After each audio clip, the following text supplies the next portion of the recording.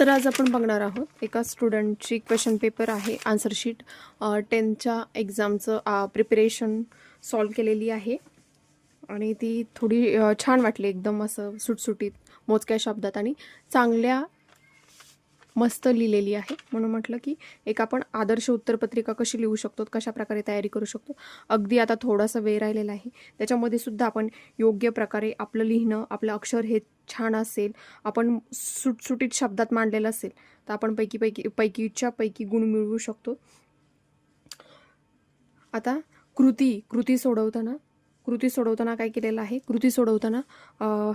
कृती अशा व्यवस्थित आखून घेतलेल्या आहे आणि आखल्याच्या नंतर त्याच्यामध्ये कृती सोडवलेली आहे.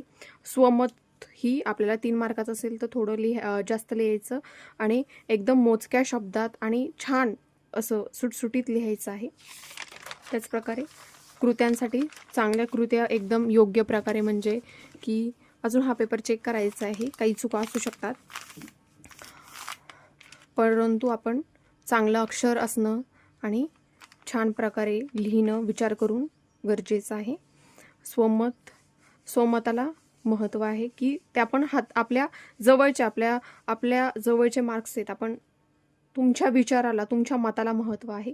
तुम्ही एखाद्या गोष्टीवर कसं आपलं मत व्यक्त करतात, म्हणून स्वमत हे आपण आपल्या हातातील मार्क्स आहेत.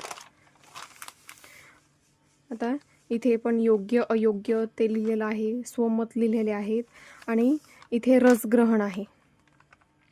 रसग्रहण लिहिताना थोडंसं हे झालेलं आहे, आपण पाहू शकतो की थोडंसं हे वाटते अडचण केल्यासारखं. तर आपल्याला असं करायचं नाही, आपण थोडंसं सुटसुटीत अजून लिहू शकतो छान प्रकारे. कवितेचा विषय आहे, तू झालास मूक समाजाचा नायक. खूप महत्त्वाचा प्रश्न आहे, ह्यावेळेस बोर्डच्या एक्झामला येऊ शकतो, विचारला जाऊ शकतो की रसग्रहण.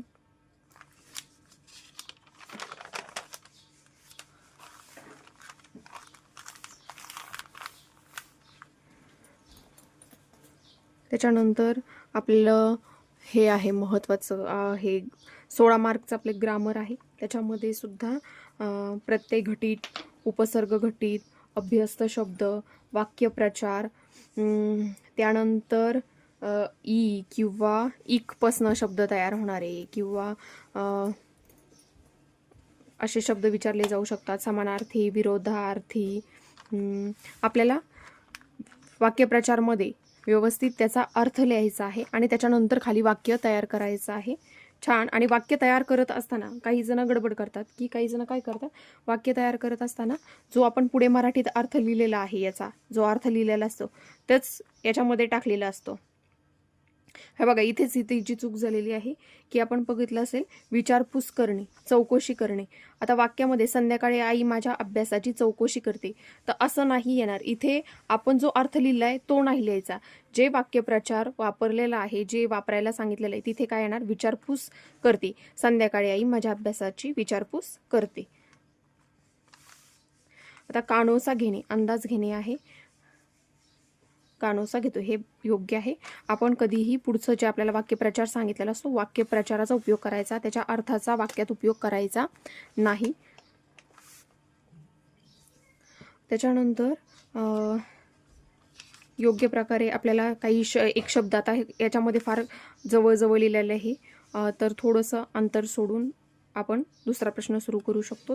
आता काही एका शब्दापासून अनेक शब्द तयार करायचे आहेत, अशा प्रकारे करू शकतो छान.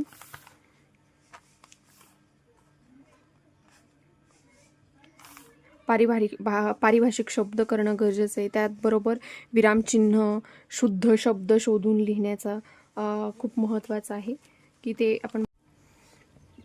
त्यानंतर महत्त्वाचा विषय आपला असा आहे पत्रलेखन. पत्रलेखन हे 5 मार्कासाठी विचारलं जातं.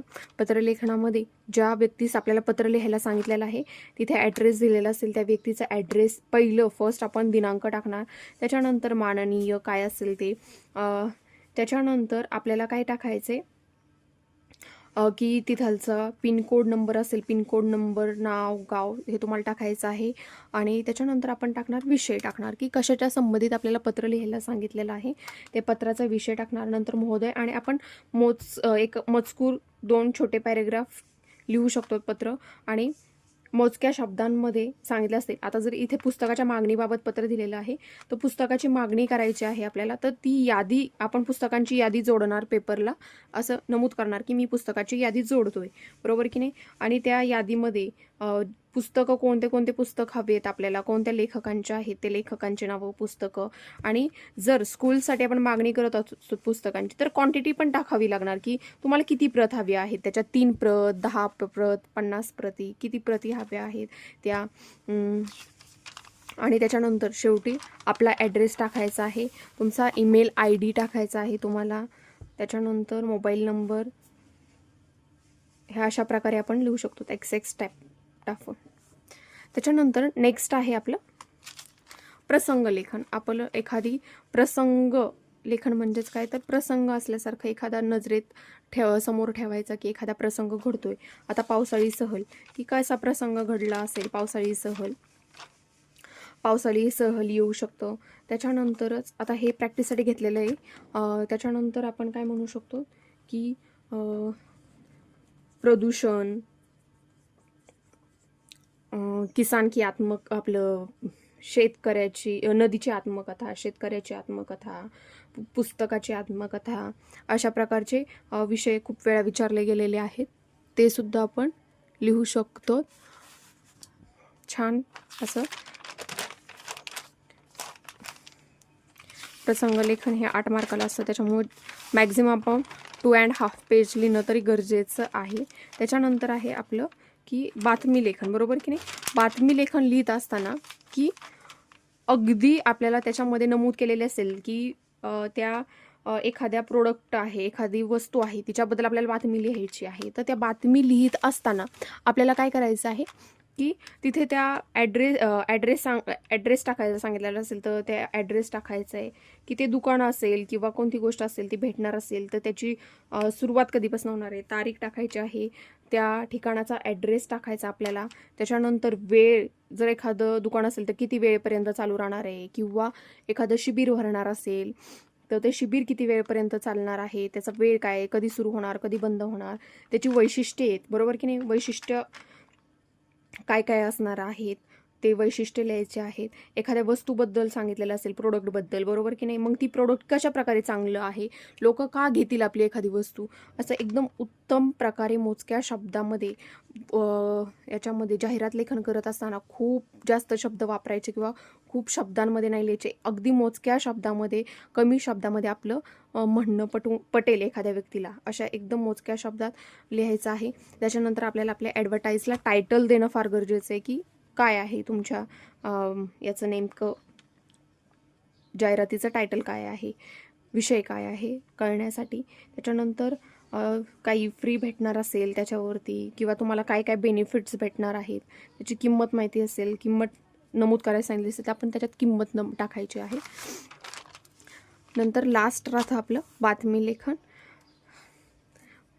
बातमी लेखनामध्ये की शाळेमध्ये बालदिन साजरा केला गेला, अशा प्रकारची पण बातमी येते. शासनातर्फे प्लास्टिक बंद, प्लास्टिक हद्दपार केले, अशा प्रकारची बातमी लेखन, अशा प्रकारच्या बातम्या विचारल्या जाऊ शकतात.